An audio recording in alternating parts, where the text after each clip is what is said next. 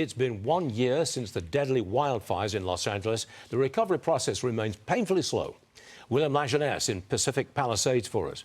Okay, spell it out. How much progress has in fact been made, William?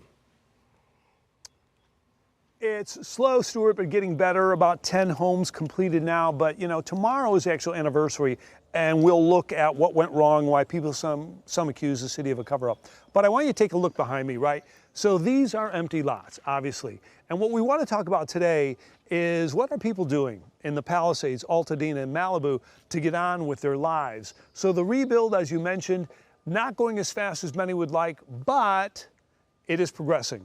So here's what we know. There's about 4 groups of people.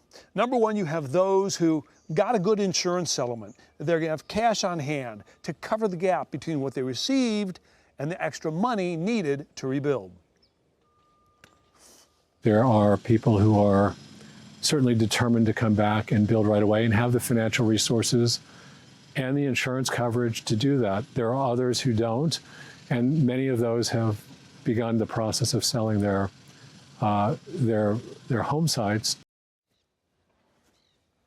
So others, right, as he mentioned, often the older victims, they've lost some patience, they've lost interest. They took the settlement, they sold their lot, and they've moved away. Another group of residents, they were underinsured. They can't afford to rebuild. They're, frankly, caught in the middle, and they've moved on. But the largest group, almost half, are literally stuck, fighting either with the electric company, which some accuse of the Altadena fire, or with their insurance company.